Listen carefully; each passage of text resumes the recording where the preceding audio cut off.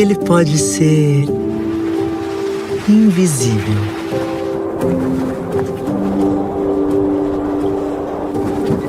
Às vezes, inaudível.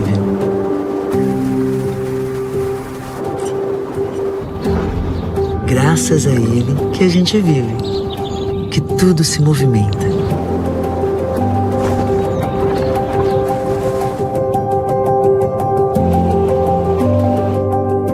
E por mais que a vontade de sentir o ar batendo no rosto seja grande, aguente firme e fique em casa. Afinal, o ar que a gente respira lá fora é o mesmo ar que nos refresca aqui dentro e que faz a gente sonhar.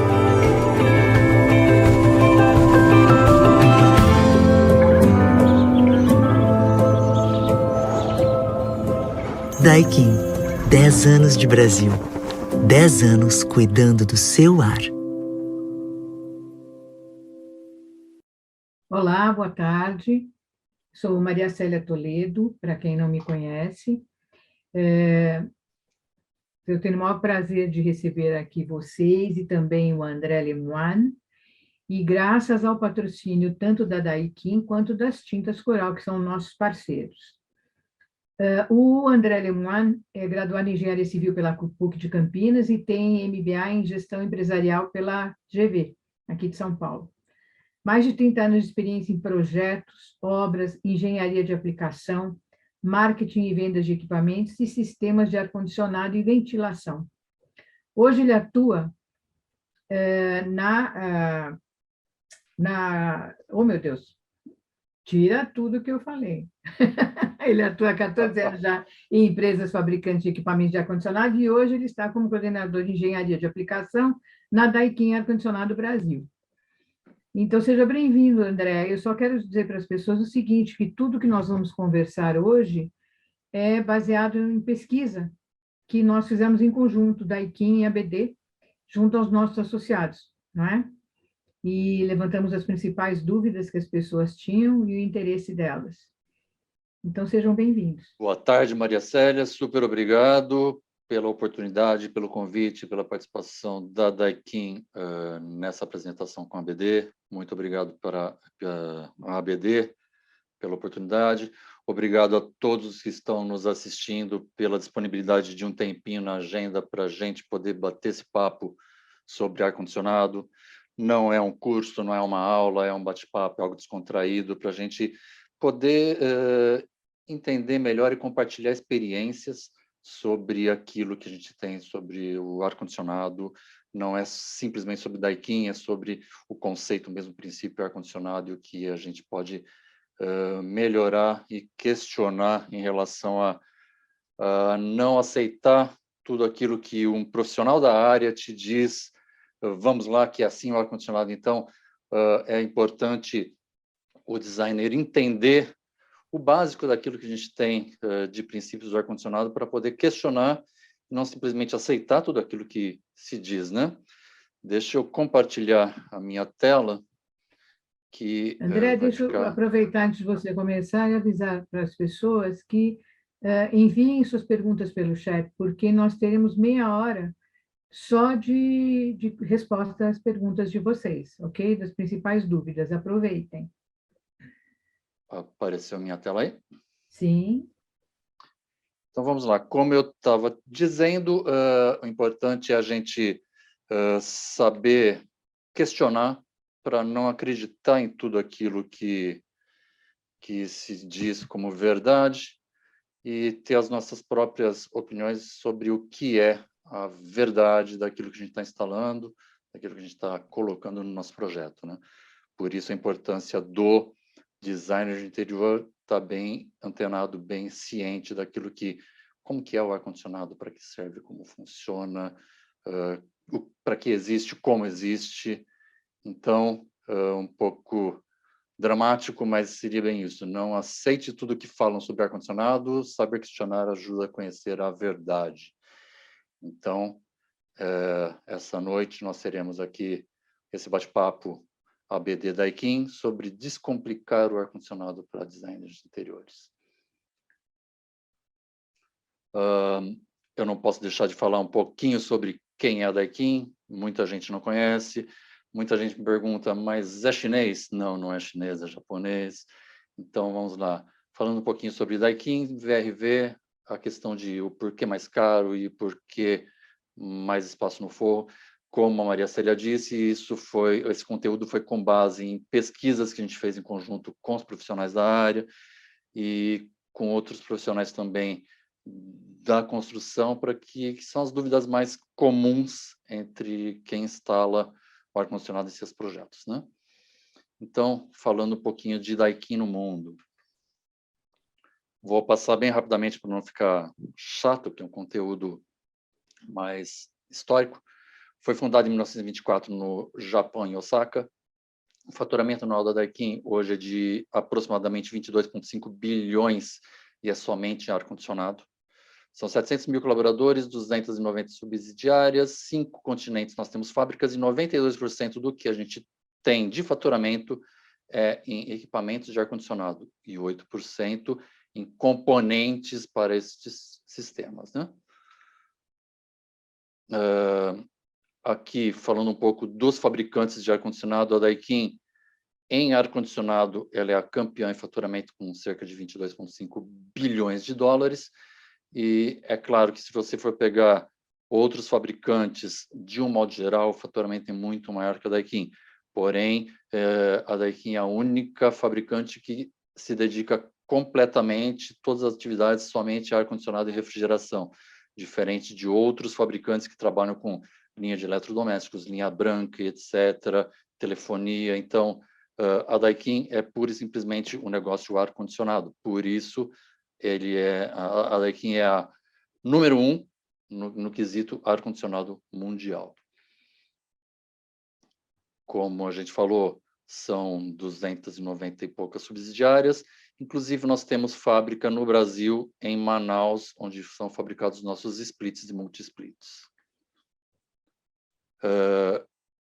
Voltando a repetir a questão de ser um fabricante dedicado 100% ao ar-condicionado, então, a Daikin, 100% do negócio é refrigeração e ar-condicionado.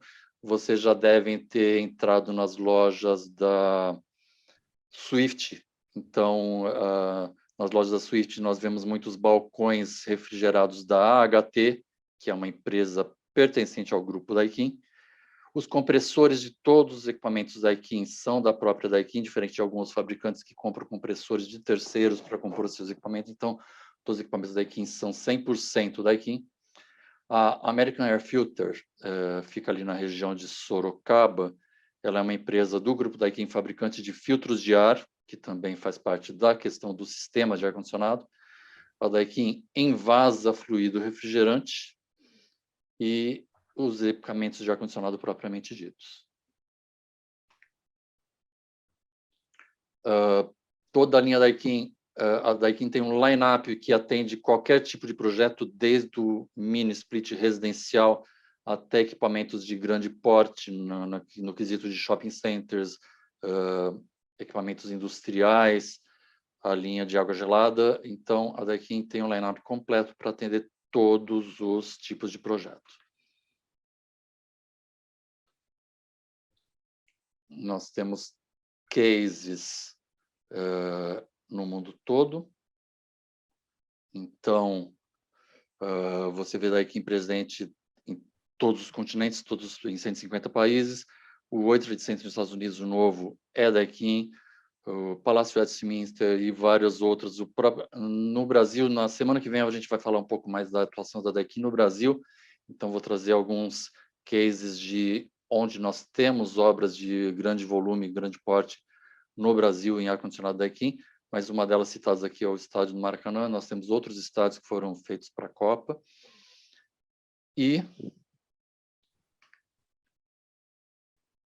vou entrando agora no assunto propriamente dito, que vamos falar sobre equipamentos e tecnologia, e vocês vão saber o que é VRV. Muitos já usam, muitos já utilizam em projetos, muitos já sabem o que é VRV.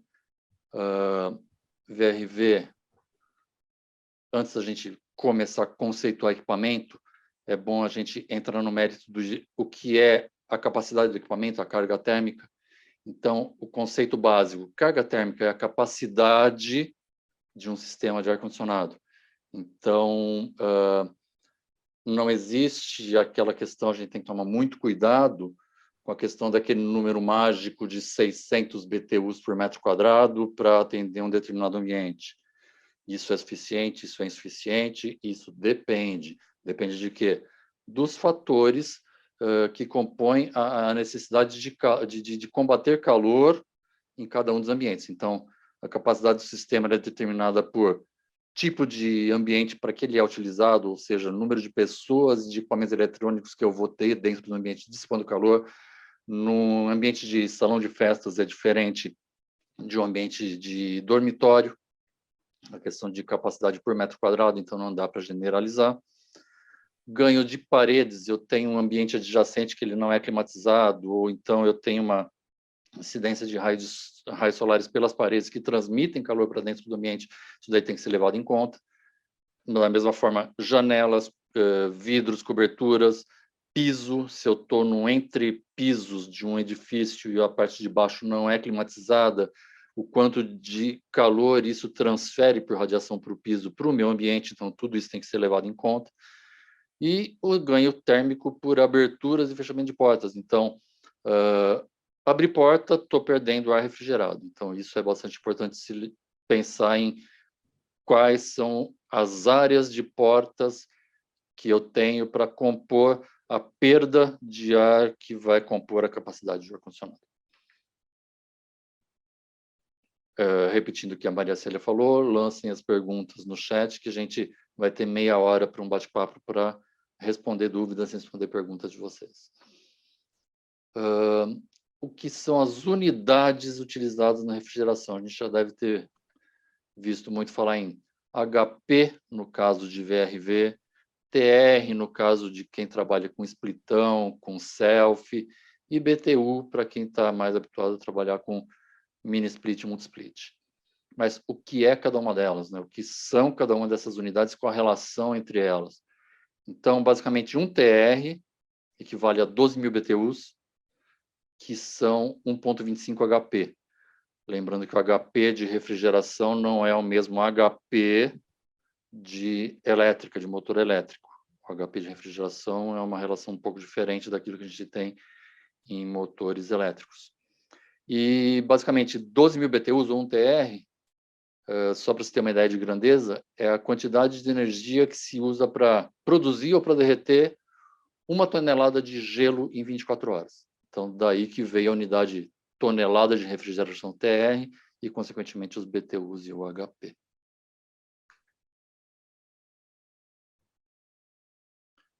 Então, como eu já abordei com vocês, a questão de capacidade de um ambiente. Vamos aí supor um ambiente de uma residência cuja capacidade de carga térmica foi calculada em 9.000 BTUs.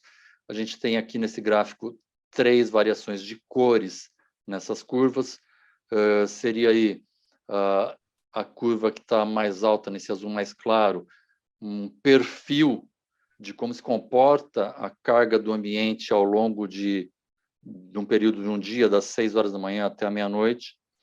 Então, a gente vê aqui que por volta das 12, 13, 14 horas, nós temos um pico de alta de capacidade para este ambiente, mas se você for ver, isso representa 2% da capacidade do ambiente no ano. As outras curvas do azul um pouco mais forte e o azul totalmente marinho aí seriam perfis de carga nas outras épocas do ano. Então, a gente vai ter aí um perfil de carga no calor, em meia estação e no inverno não tão rigoroso. Então, a gente vê que para um ambiente de 9.000 BTUs, que a gente seleciona a unidade interna, a evaporadora do split, para 9.000 BTUs, na verdade, a gente tem que selecionar para combater a pior carga, a carga máxima, mas ela se dá no máximo 2% da utilização do sistema no ano. Falando um pouquinho de simultaneidade, o que seria a tal da simultaneidade. O quanto de capacidade de ar-condicionado eu tenho simultaneamente, ao mesmo tempo, em todos os ambientes na casa. Então, ilustrando aqui, por exemplo, logo às 8 horas da manhã, na hora que o sol acabou de nascer, eu tenho essa incidência de insolação pela janela daquele dormitório, e nesse horário, na pior época do ano, de mais calor, às 8 horas da manhã, eu tenho um ambiente que exige um ar-condicionado numa capacidade de 9.000 BTUs. Conforme vai se passando o dia, ali, vamos dizer, aparentemente por volta de umas 10 horas da manhã, aquele ambiente que nos exigia 9.000 BTUs, ele já não sofre essa incidência do sol totalmente na parede, na janela. O sol ele já fez o ciclo dele. Então, aquele ambiente hoje, agora, nesse momento, ele requer 7.000 BTUs, enquanto que o outro ambiente, lá um outro quarto, com essa incidência de sol, sim, 9.000 BTUs. E assim por diante ao longo do tempo. Por volta das 13 horas, aquele primeiro ambiente de 9.000 BTUs agora consome 5.000 BTUs, 7.000 BTUs por segundo e 9.000 para esse terceiro. E nós temos aqui por volta das 15 horas já, os demais ambientes já com uma redução de capacidade e a capacidade desse living em 18.000 BTUs. Então, você vê que, simultaneamente, eu não tenho 9 mais 9 mais 9 mais 18, eu tenho 18 mais 7 mais 5 mais 2,5. Então, a capacidade simultânea naquele determinado horário para o sistema da residência, ela é menor do que a soma das capacidades máximas. Então, por isso, e aqui, por último, aquele ambiente 6, 7 horas da noite, onde já tenho, praticamente não tem incidência da insolação, a capacidade desse sistema é 9.000 BTUs, que era 18 às 15 horas. Então, como que a gente interpreta isso? Se eu for trabalhar com mini splits, com splits comuns, com unidades unitárias, uma unidade interna conversando somente com uma externa, então eu tenho que atender pela máxima capacidade que o ambiente requer ao longo do dia. Então, para o living eu tenho 18.000 BTUs e para os demais ambientes são 3 splits de 9.000 que somam aí 45.000 BTUs. Então, em se trabalhando com splits unitários, o que eu tenho? 4 unidades externas que vão ocupar áreas técnicas diferentes e por isso vão compor talvez uma desarmonia com o projeto de fachada em relação a quantos equipamentos eu vou ter na área externa. E eu vou ter que preparar toda a minha parte elétrica, minha infraestrutura do sistema para uma capacidade de 45.000 BTUs de compressor, que é o que faz a troca térmica e te dá o ar-condicionado no ambiente. Em contrapartida, nos projetos com multi-split com VRV, a gente consegue trabalhar a questão de compartilhar a unidade externa atendendo a cargas simultâneas de utilização naquele determinado horário. Então, a capacidade da minha condensadora ela pode ser bem menor do que a soma das unidades internas, porque elas compartilham a capacidade da unidade externa. Se não ficou claro, a gente conversa melhor sobre isso na próxima semana ou ainda no final, depois, na hora que a gente for esclarecer as dúvidas de vocês. Mas é basicamente isso. A gente consegue trabalhar a questão de compartilhar carga de uma única unidade externa que divide conforme a necessidade de cada ambiente em simultaneidade. Isso no multi-split e no VRV. Então, no multi-split, com uma única unidade externa, nós conseguimos aí atender até 5 ambientes ao mesmo tempo. Conceituando um pouquinho de multi-split, como é que funciona essa tecnologia. Na unidade externa, eu tenho 5 conexões que derivam para 5 unidades internas. Então, para cada unidade interna, eu tenho um par de tubos que vai até a unidade externa. Então, sempre funcionando um par de tubos, uma tubulação independente para cada unidade que eu vou atender lá dentro. E no caso que está sendo muito utilizado em residências de alto padrão, em edifícios comerciais, em edifícios corporativos, em comércio, em varejo, é o VRV, que muitos conhecem por VRF. O porquê de VRV Daikin versus VRF dos outros fabricantes? A Daikin, ela desenvolveu, patenteou e lançou a tecnologia VRV em 1984. Então, a Daikin é a precursora, é a pioneira na tecnologia e patenteou com o nome de VRV. Então, os outros fabricantes trabalham com VRF. VRV seria volume de refrigerante variável, onde você varia o volume de gás refrigerante que manda para cada unidade interna, versus o VRF, que é fluxo de refrigerante variável. Na verdade, a tecnologia é a mesma, porém, os demais fabricantes usam VRF como nome do conceito do sistema.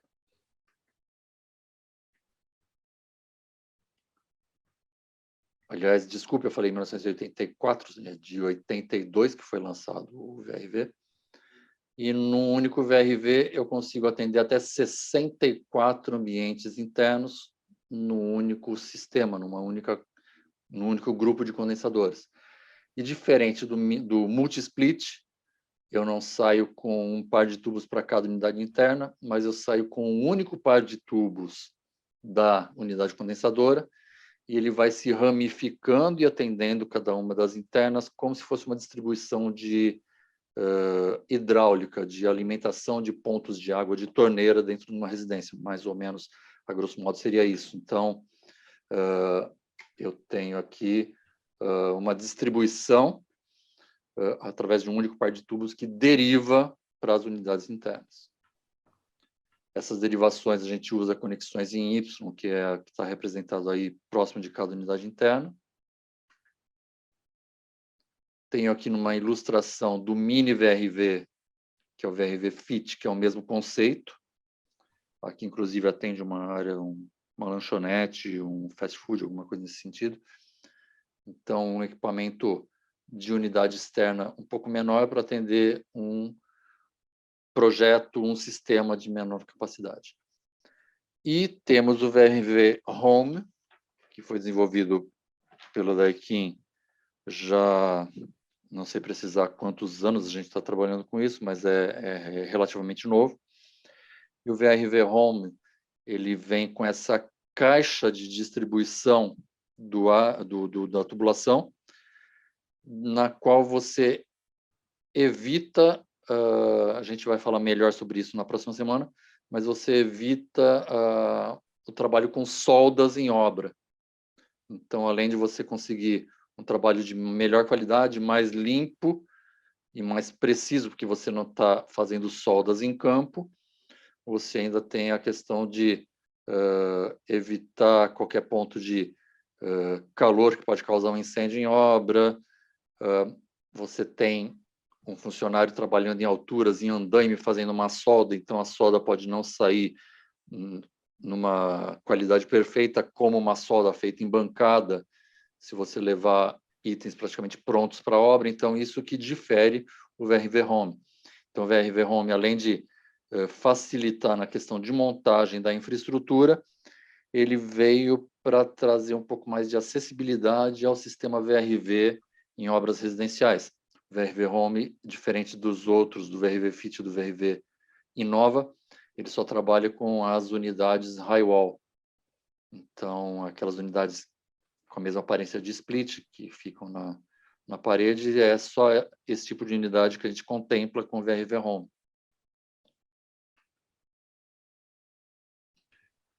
Em se trabalhando com multi-splits e VRV, a gente consegue eliminar essa poluição visual que a gente tem impactando em fachadas, em projetos ou mesmo em varandas, aquele monte de condensadoras empilhadas em varandas, e a gente consegue ter aquilo que eu chamo de paz de espírito, em ver uma única condensadora numa varanda, um projeto muito mais limpo, sem aquele monte de equipamentos, em fachada, ou, inclusive, pela flexibilidade do VRV em trabalhar com longas distâncias, longos comprimentos de tubulação, a gente consegue concentrar condensadoras na cobertura ou então num pátio, num pavimento térreo, se for uma construção térrea, em uma determinada área longe da edificação, a gente consegue levar a tubulação até a gente consegue ter 1 quilômetro de tubulação dentro do VRV. Então, com isso, a gente consegue concentrar uma área técnica, para manutenção fica muito mais fácil, para estética fica muito mais fácil, e não tem essa poluição que a gente vê nas fachadas, né?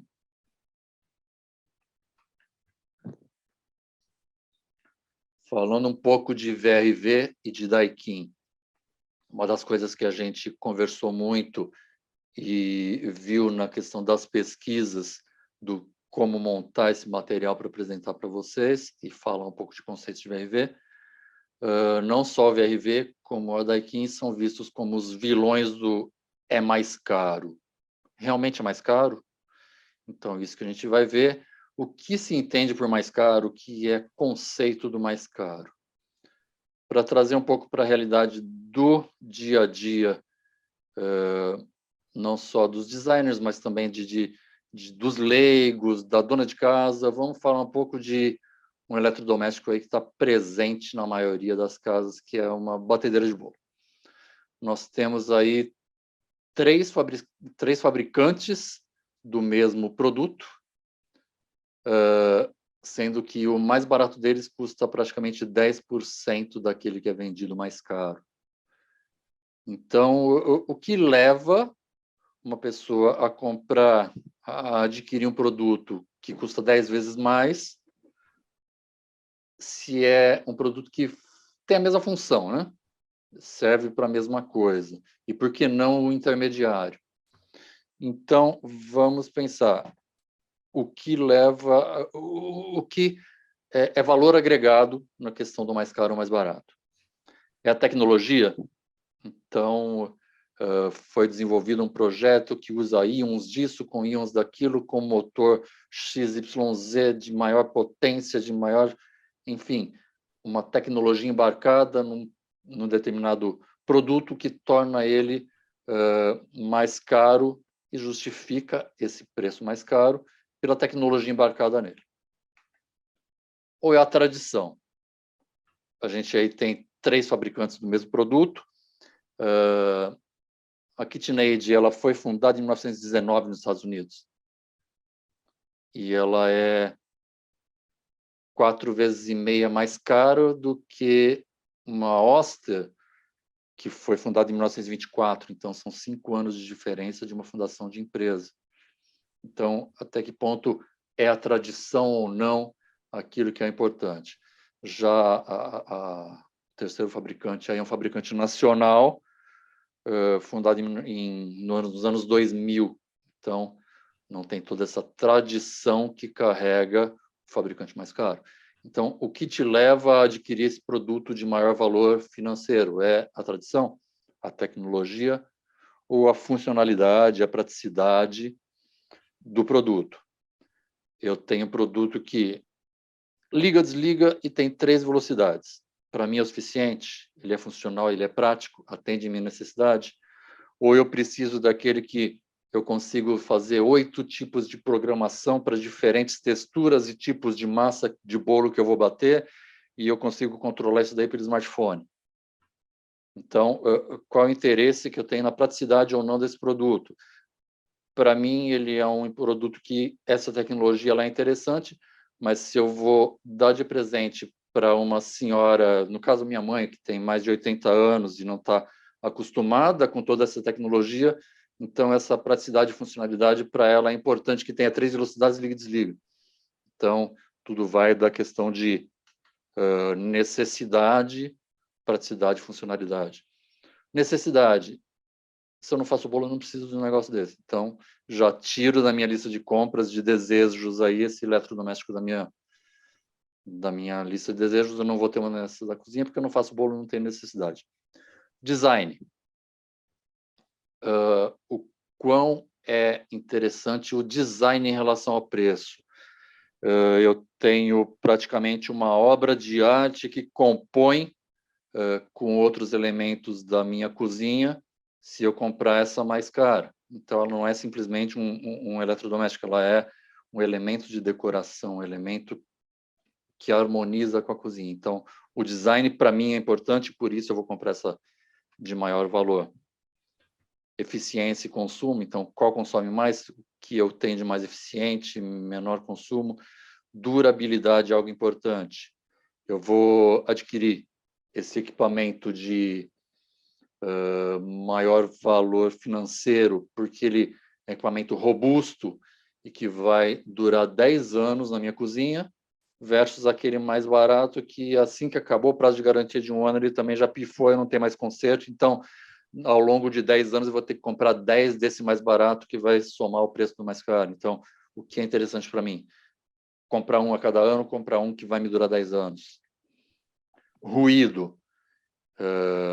Não sei realmente avaliar, não conheço as 3 marcas em operação, não sei qual deles que faz mais barulho ou não, mas vamos dizer que o que tem o maior valor financeiro é aquele que funciona totalmente silencioso, que eu posso ter um bebê dormindo na cozinha e ele não vai incomodar, versus a britadeira do mais barato.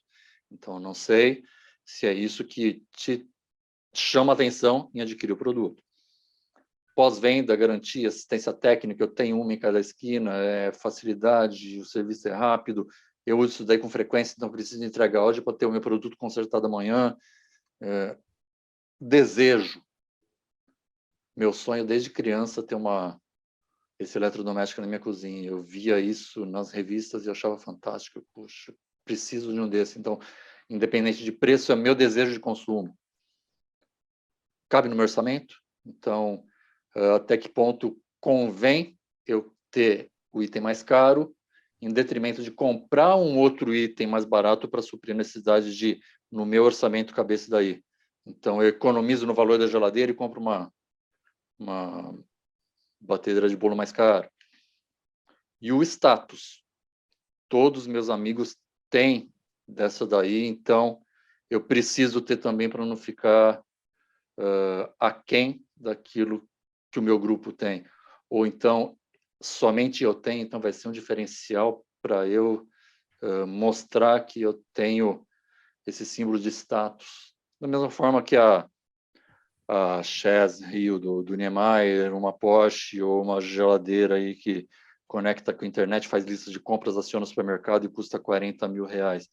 Então, é o status, é a necessidade, é a design, para que eu recorro a mais caro ou mais barato, e o que é mais caro ou mais barato no meu conceito, para mim. E aí que eu digo que, no caso da Daikin, e do VRV, que são taxados como sistemas e como fabricante mais caro, na verdade, é uma escolha inteligente, porque em tecnologia, a Daikin foi a pioneira em trazer equipamentos inverter e lançar o VRV. Tradição, ela é uma empresa japonesa fundada em 1924, 100% das atividades em ar-condicionado. Funcionalidade, então, todos os modelos têm automação embarcada, então isso é um diferencial que eu não preciso de um projeto, não preciso despender itens complementares para fazer uma automação do sistema. O sistema VRV já vem com toda a parte de automação embarcada. Praticidade, operação fácil, amigável, intuitiva. Então, por mais elaborada, mais complexa que seja a tecnologia do sistema, ele tem a facilidade de operação no controle remoto, tanto quanto de um split comum.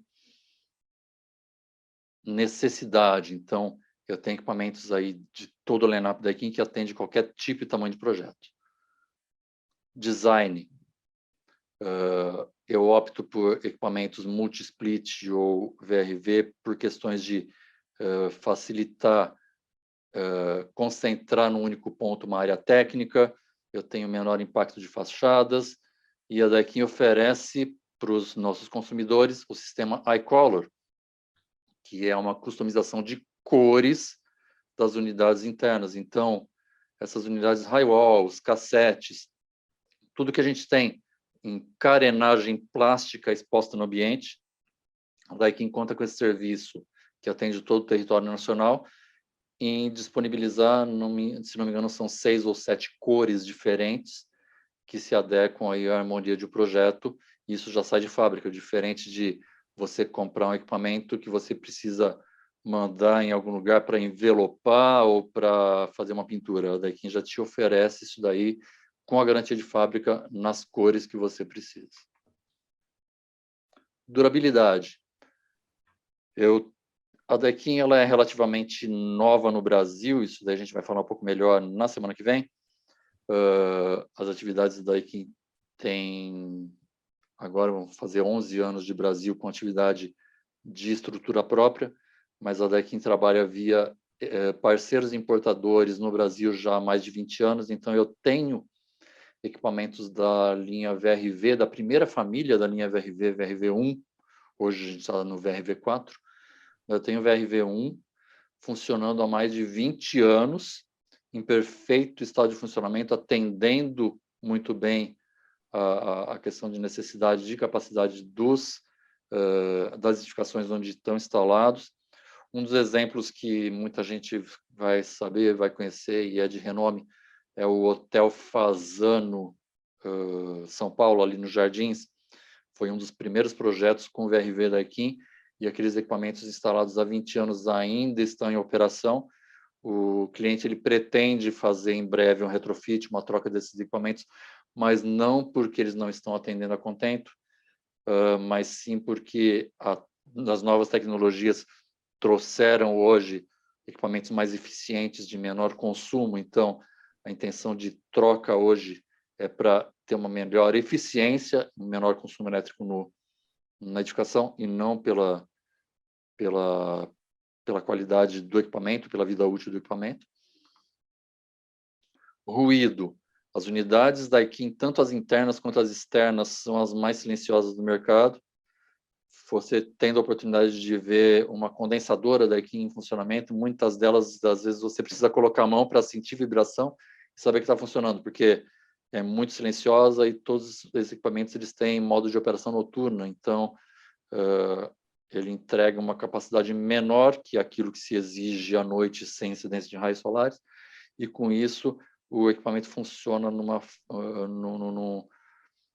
determinada programação em que ele dissipa o menor ruído externo, não atrapalha o seu vizinho. Se a condensadora está ali próximo da janela do seu quarto, você não vai ouvir enquanto você dorme, e ele te proporciona um baixíssimo nível de ruído, tanto nas internas quanto nas externas. Menor consumo.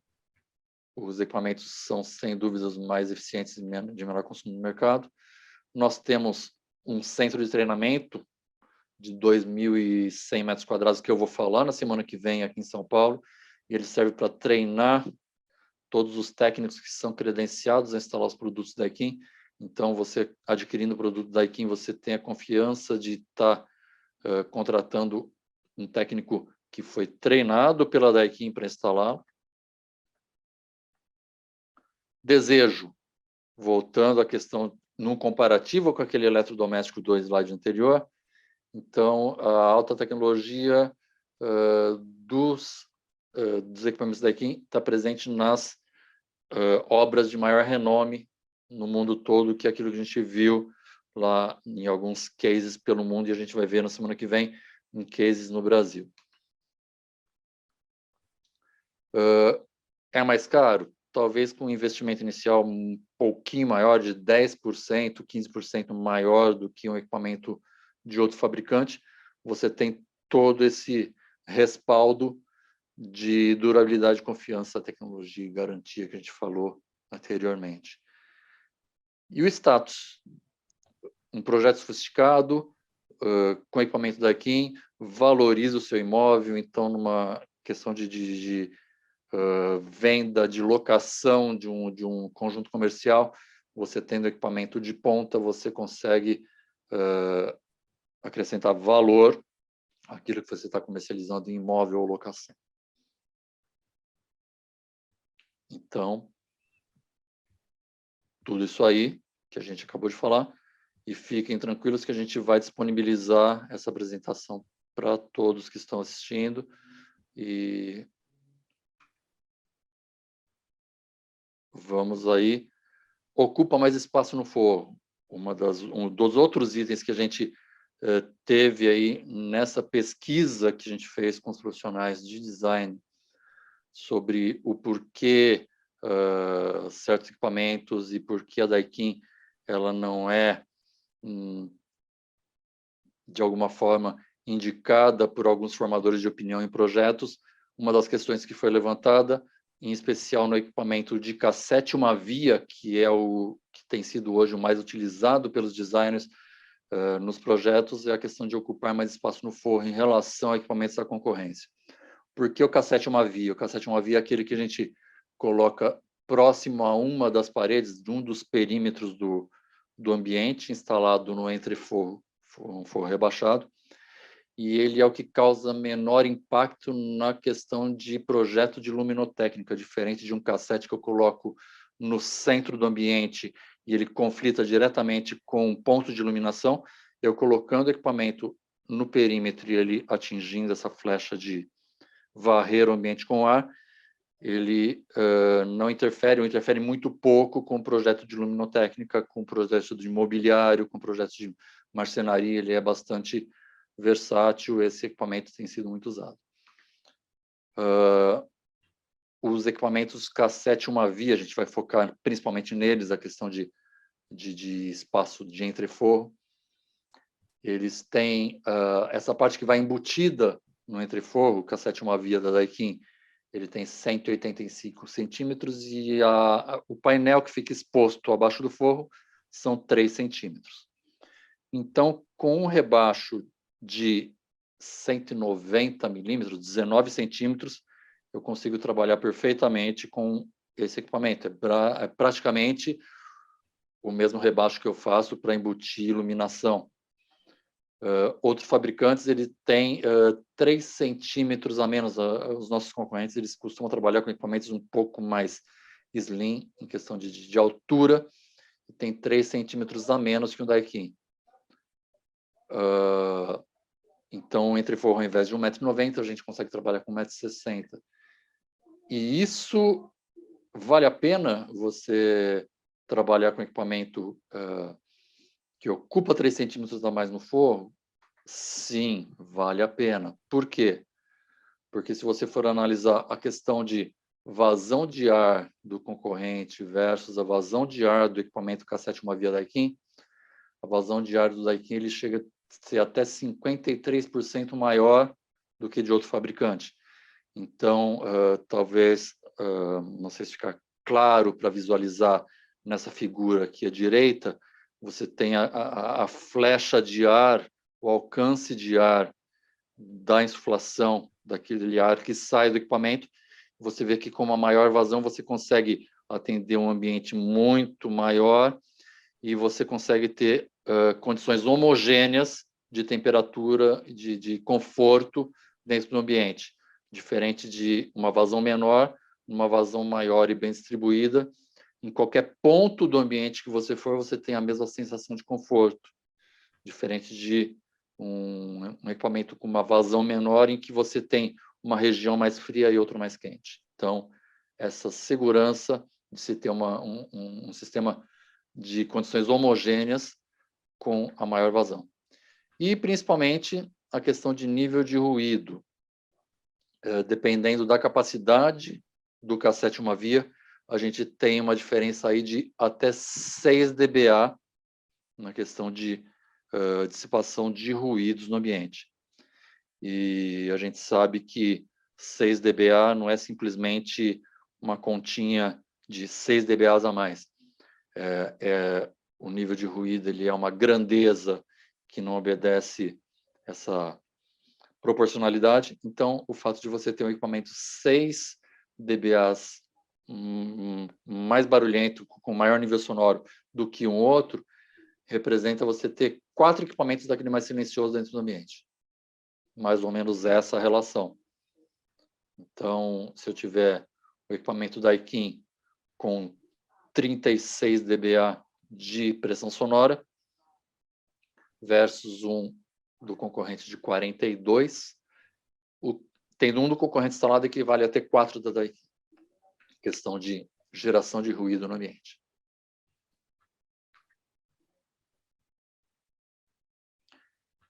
E acabamos indo um pouco mais rápido do que a gente imaginava, mas é isso. Hoje nós conseguimos, nesse primeiro dia de nosso bate-papo, da nossa conversa,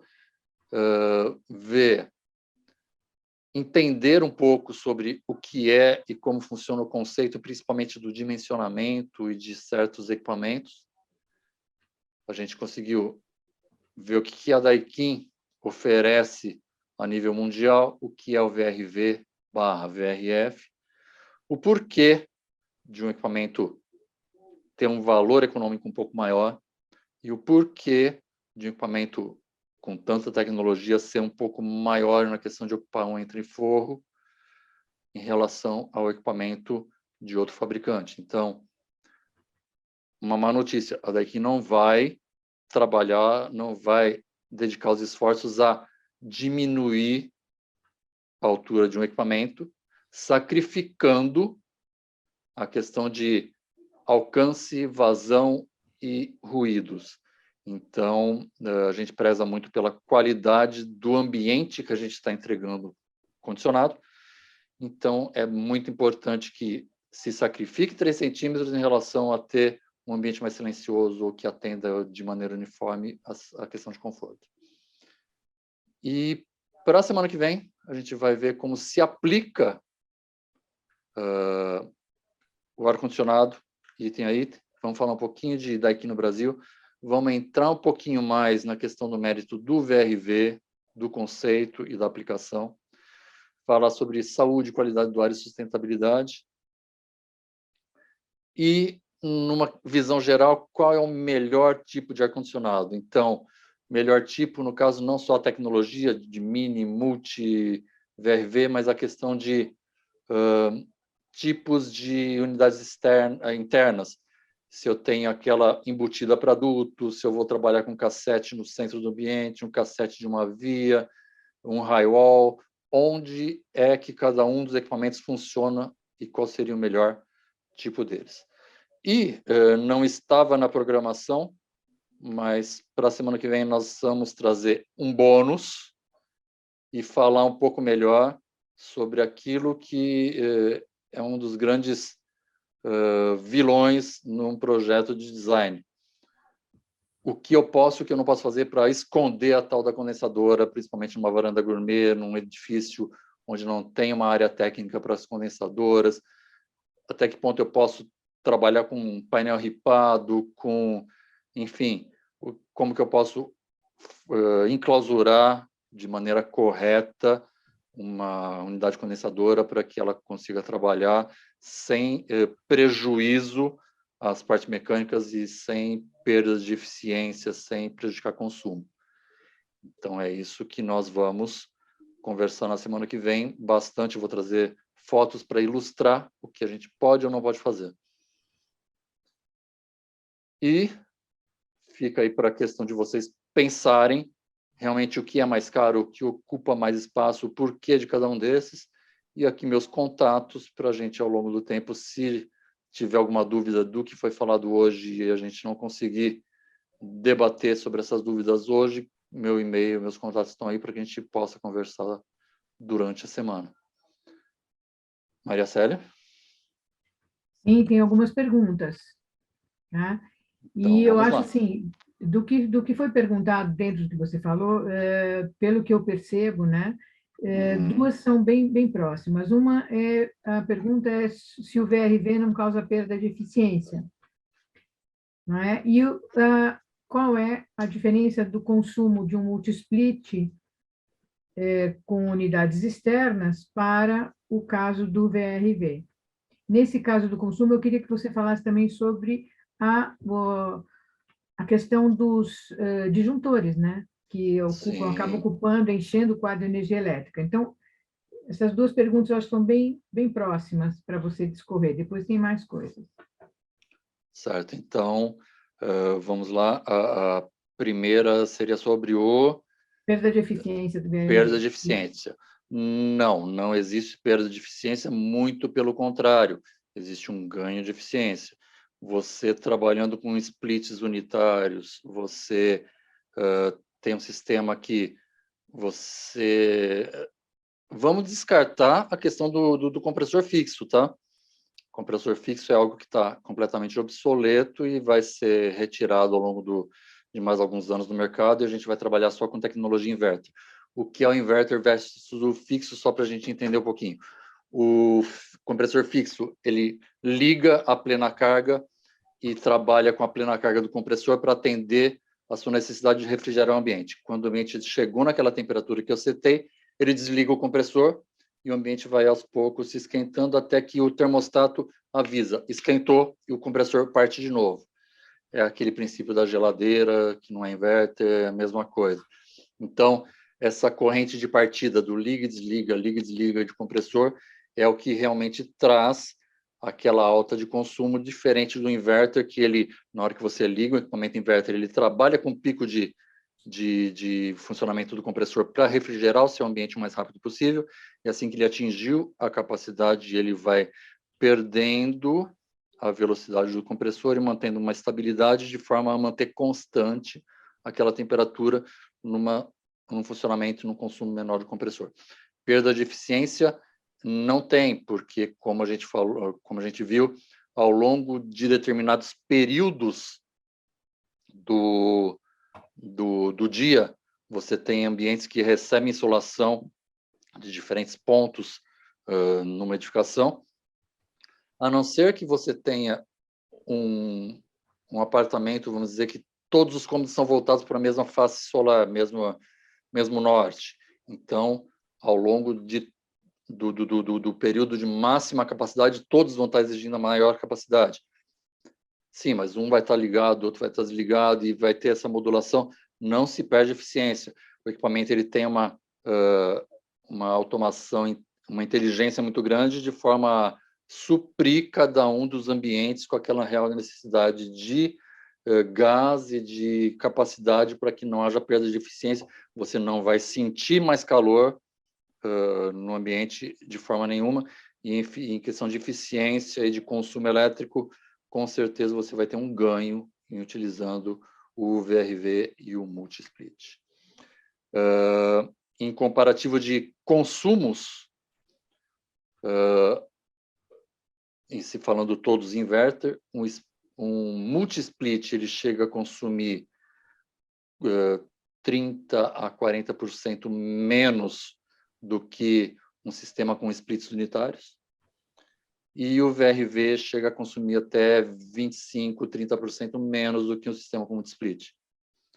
Então, além desse consumo num projeto total, visando o âmbito da obra, além de você ter uma redução de consumo com multi-split e maior ainda no VRV, existe a questão que você levantou, Maria Célia, que é a questão de infraestrutura elétrica. Então, voltando um pouco naquilo que a gente tinha falado nos slides, eu tinha 45 mil BTUs de splits unitários, eu tinha que preparar, eram 4 disjuntores para atender 4 unidades condensadoras. Esses disjuntores eles têm que ser dimensionados para a máxima capacidade dos splits, que são 45 mil BTUs na soma. Então, eu tenho 4 disjuntores, mais o que vão alimentar 45 mil BTUs, versus um único disjuntor alimentando um multi-split, ou um único disjuntor alimentando uma condensadora de VRV, numa capacidade menor, em vez dos 45 mil BTUs, eu vou usar 38, 34, enfim, em se pensando na simultaneidade. Então, a minha infraestrutura de disjuntores ela vai ser em número menor e em capacidade total de disjuntores menor. A minha infraestrutura de fiação elétrica ela vai ter bitolas menores. O meu disjuntor principal da entrada do meu quadro ele pode ser dimensionado menor, porque eu vou ter uma capacidade menor de equipamentos. Então, seja em multi ou seja em VRV, eu só tenho a ganhar na questão de infraestrutura da parte elétrica, tamanho de quadro, quantidade de disjuntores, enfim. muito mais prático, muito mais eficiente, muito mais barato. Então, na verdade, aquilo que você talvez gaste um pouquinho mais em comprar um equipamento multi-split em vez de 4 splits, você está economizando bastante na infraestrutura de cabeamento elétrico e de disjuntores. E o pessoal está perguntando sobre aquela história, né? A distância da evaporadora para a condensadora, que se perde eficiência ou não. Você já disse que a condensadora ela é inteligente, então ela se autorregula. Então, tem uma distância máxima, ou isso é sempre de acordo com o projeto, ela é dimensionada de acordo para não haver essa perda, não é? Sim, na verdade, os splits, dependendo da capacidade e do modelo do split, ele alcança aí 15, 20 metros de tubulação. No multi-split, você tem mais ou menos isso também, e isso depende de alguns fatores de soma de comprimento de tubulação de cada uma das unidades internas para se dimensionar o sistema multi. No caso do VRV, eu consigo atingir distâncias muito maiores. Para você ter uma ideia, eu consigo concentrar num edifício corporativo todas as unidades condensadoras lá no topo, lá na cobertura, e descer por um shaft, uma prumada, que eu vou entrando de cada condensadora no andar respectivo que ela está sendo atendida, e o equipamento está dimensionado para essa pressão, para vencer essa perda de carga de tubulação, ele é dimensionado para isso, você tem que obedecer, claro, as bitolas de projeto. Então, a Daikin disponibiliza um software para fazer o cálculo de diâmetros de tubulação, mas você, obedecendo essa questão de diâmetros corretos e distribuição correta, você tem aí, para você ter uma ideia, você consegue ter desníveis aí de 90 metros. Então, Sim, uma condensadora pode ficar 90 metros acima do andar que ela está atendendo. Então, realmente, só há vantagens em questão de trabalhar, principalmente com VRV, na questão de comprimento de tubulação.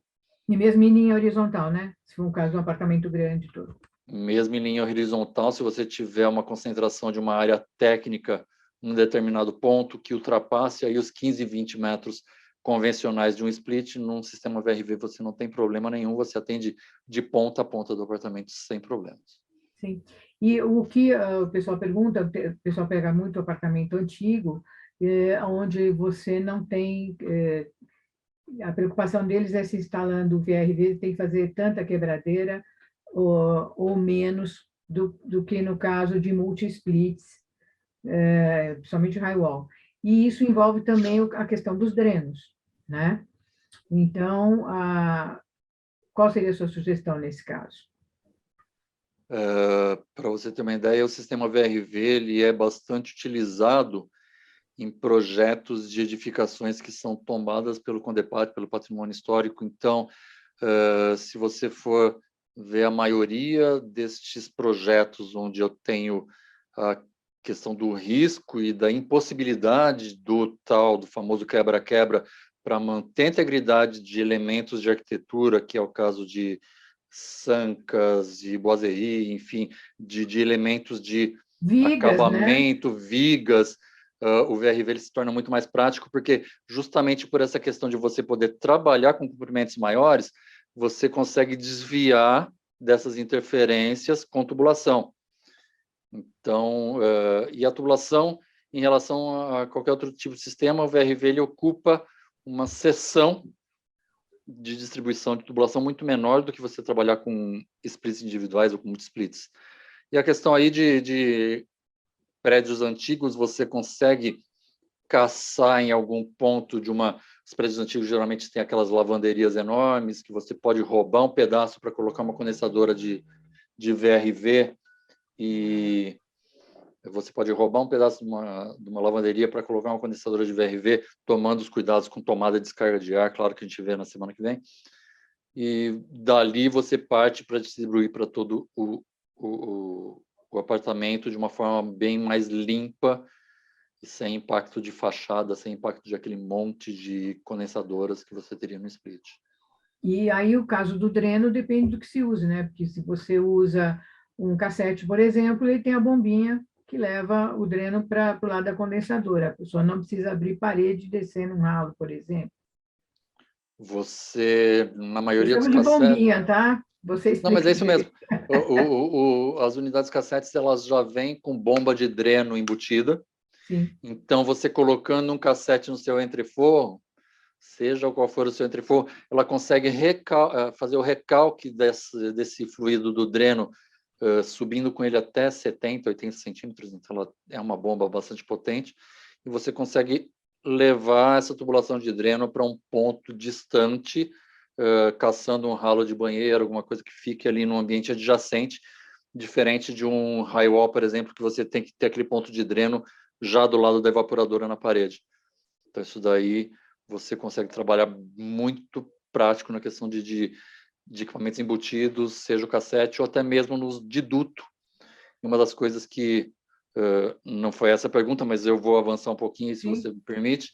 A gente vai falar melhor sobre isso na semana que vem, no tipo de equipamento a ser utilizado.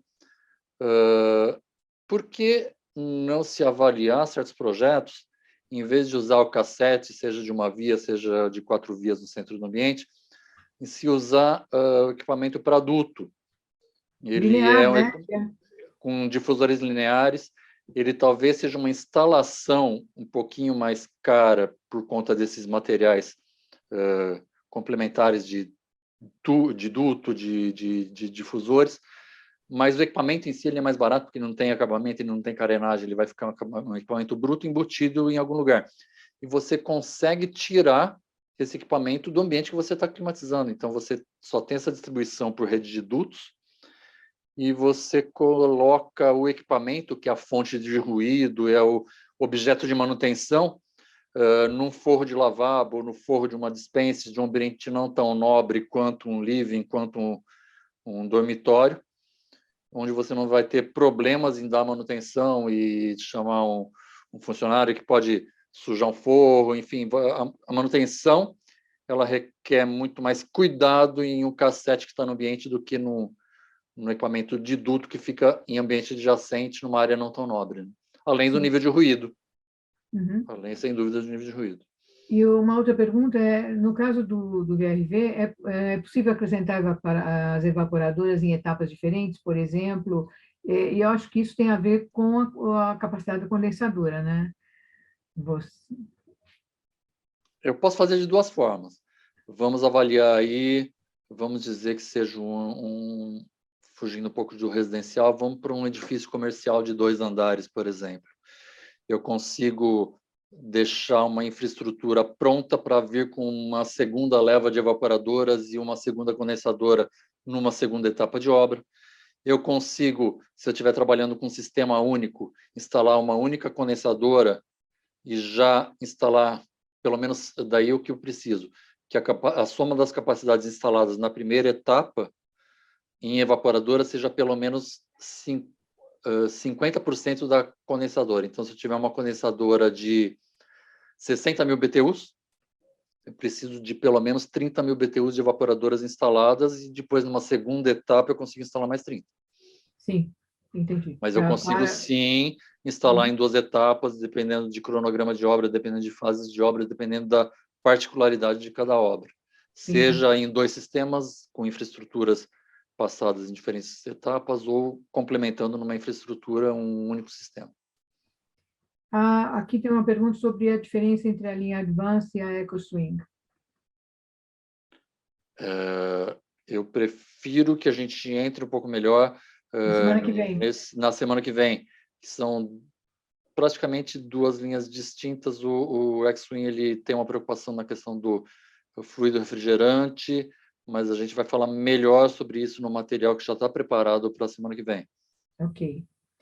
E a outra pergunta é qual a altura máxima ideal para a instalação de uma evaporadora? Isso depende do projeto, né? Do local. Eu não sei se é essa a pergunta exatamente, mas eu vou dizer o que eu entendi assim da pergunta. Por exemplo, qual é o pé direito máximo que um cassete, por exemplo, ele suporta para atender o ambiente confortavelmente? Os nossos cassetes eles têm regulagem para diferentes pé direitos. Então, via de regra, eu consigo trabalhar aí com pés direitos de 3 metros, mas eu posso chegar até 4 metros e meio, setando no próprio controle remoto, no modo de manutenção, para ele alcançar com jato de ar uma flecha maior que atinge um pé direito maior. Então, tranquilamente, 4 metros e meio, dependendo do tipo de projeto, a gente consegue trabalhar. Existe também um diz-que eu sei que isso não acontece, mas existe uma preocupação em casos de multi-equipamentos, de que um tendo problema afete o restante. Como funciona isso no caso do VRV? E há também, dentro dessa questão, se acontece um problema na condensadora, como é que se resolve? Porque fica tudo fora do ar, aí, digamos assim, né? Certo, deixa eu só parar de compartilhar a tela para a gente conversar melhor. Então, vamos lá. As unidades condensadoras do VRV, elas, com exceção das de menor capacidade, as de capacidade acima de 12, 14, aliás, de 14 HP, elas já têm 2 compressores. Compressor, que é o coração do ar-condicionado. Então, é muito difícil você ter um problema de queima de compressor, porque o equipamento ele tem várias proteções. Então, para acontecer uma queima de compressor, ele tem que estourar muitas proteções antes que isso aconteça. O equipamento é muito seguro em relação a isso. Supondo que eu tenha problema em um dos compressores, eu consigo trabalhar isolando o funcionamento de um compressor e deixando somente o outro em operação. Então, vamos dizer que, numa situação emergencial, pelo menos 50% da capacidade do sistema eu consigo atender. Em ambientes prioritários, ou, enfim, dividindo e colocando em operação algumas evaporadoras. Se eu colocar todas, ela vai atender a meia capacidade de todas elas. Então, no ambiente onde, se eu tiver em uso simultâneo, ambientes onde eu tenha 9.000 BTUs, ele vai acabar atendendo com 7.500 por conta de simultaneidade e distribuição, mas sem maiores prejuízos. Então, em vez de eu ter um ambiente que vai funcionar a 22 graus, eu vou ter um ambiente que funciona a 24, 25. É uma situação confortável para uma situação de emergência. E não há... se o problema for, por exemplo, numa unidade interna, eu consigo isolar essa unidade interna e as demais continuam trabalhando. Então, da mesma forma, eu consigo dar manutenção naquela e deixar as demais em operação. Sim. Então, tanto unidade interna quanto externa, eles são bastante flexíveis em não deixar de atender o sistema como um todo. Uhum. Alguém mais tem alguma pergunta por agora? Porque já viram que na semana que vem vai ter muita coisa interessante. Eu não deixaria de participar. Aliás, eu não posso, né? Mas eu não deixaria vocês, eu acho que vocês não devem deixar de participar, porque é uma oportunidade única de ter contato com uma pessoa com o conhecimento que o André tem. Não é? Que eu acho que hoje foi extremamente interessante, tanto que quem entrou, praticamente ninguém saiu.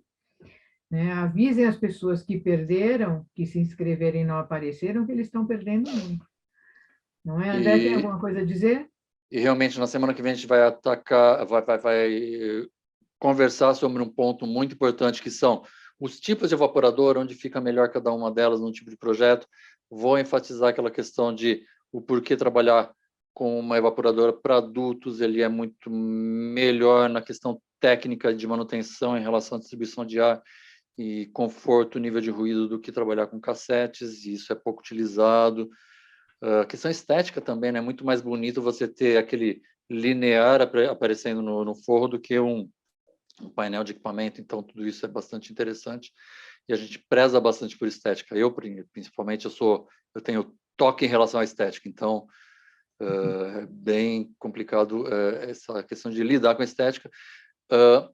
A estética das condensadoras, o que a gente pode, o que a gente não pode, o que a gente deve, quais são as soluções para a gente poder disfarçar uma condensadora num ambiente de varanda gourmet, por exemplo, o que a gente pode fazer para direcionar o fluxo de ar para que ele não atrapalhe quem está utilizando a varanda, esse tipo de coisa a gente vai tentar abordar melhor na semana que vem. Independente de a gente estar focando muito na questão do multi-split do VRV, mas a Daikin ela tem um line-up completo de mini splits, de splits de maior capacidade, de 60 mil no cassete, por exemplo, equipamentos de água gelada. Então, é uma oportunidade que vocês estão tendo de ter um contato dentro da Daikin. É claro que eu não sou o expert em todas as tecnologias da Daikin, mas a gente pelo menos consegue direcionar alguém para dar todo esse suporte em obras que fogem do residencial, fogem do mini split, fogem do VRV, e para quem costuma ir trabalhar com grandes sistemas, com design de comerciais, shoppings, que daí já usam outra tecnologia, a gente consegue trazer pessoas da Daikin. E vou te dizer, a nossa intenção em estar nessa parceria com a BD não é de enfiar goela abaixo Daikin e VRV para todo mundo. A grande missão que me foi dada na Daikin é de trazer a cultura do ar-condicionado para quem é formador de opinião, para quem é especificador. Então, independente do equipamento, do fabricante que você for comprar, o importante para a gente é que tenha cada vez mais profissionais que conheçam aquilo que está sugerindo e especificando.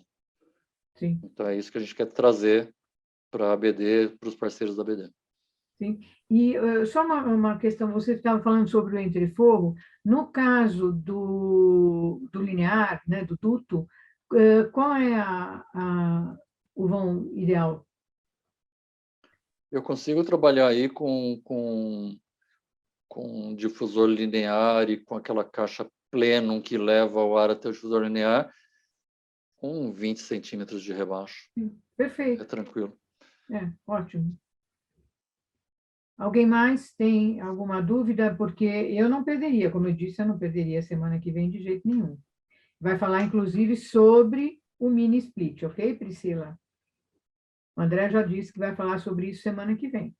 Sim, e ao longo da semana, se vocês tiverem algum outro assunto que não foi abordado e que acham interessante, ainda dá tempo da gente reformular alguma coisinha ou outra, acrescentar algum tópico ou outro para que venha atender a contento os anseios aí de quem está especificando, de quem é o formador de opinião, dos designers de interiores, para você levar para o seu cliente com toda a segurança aquilo e convicção daquilo que está falando, né? É o mais importante você saber com convicção aquilo que você está falando, em vez de deixar na mão do instalador toda a responsabilidade pelo ar-condicionado. Então, muitas vezes você poderia ter algo muito mais bonito, melhor e mais eficiente, e por deixar isso daí para um terceiro resolver 100%, talvez você esteja entregando o projeto aquém daquilo que poderia ser uma perfeição.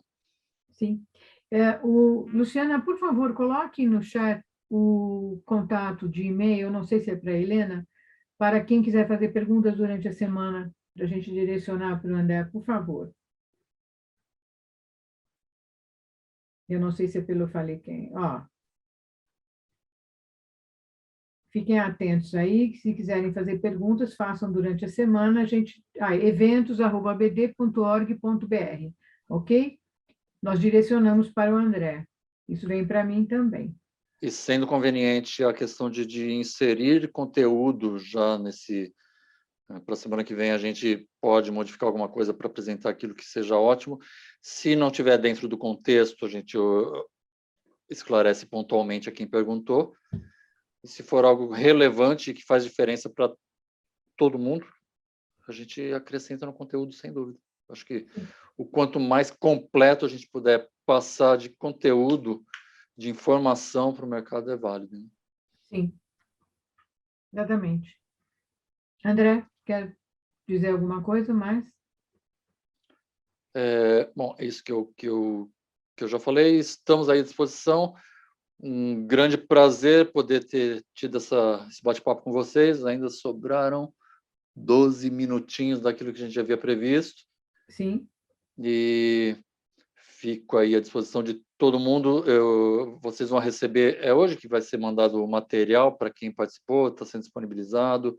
Eu não sei, a Luciana vai ver isso daí, mas no material tem meus contatos de celular e de e-mail. Se houver necessidade, pode entrar em contato direto, mande as perguntas para o e-mail da BD também, e a gente vai se falando. E vamos trabalhar para fazer alguma coisa bem, um conteúdo bem didático, bem tranquilo, nada de, não é aula, não é treinamento, é um bate-papo para que todo mundo saia com conteúdo e informação. Então, Agradeço a todo mundo. Esse material vai ser direcionado essa semana para quem participou hoje, vão receber o que você apresentou hoje aqui. Ok? Perfeito. Muito obrigado, uma satisfação ter passado essa 1h30 com vocês, com quem assistiu, com a BD, e vamos fazer várias vezes. E eu gostei muito. Muito Obrigado. obrigada, André. Até logo. Ok? Até. Podemos encerrar então, Luciana.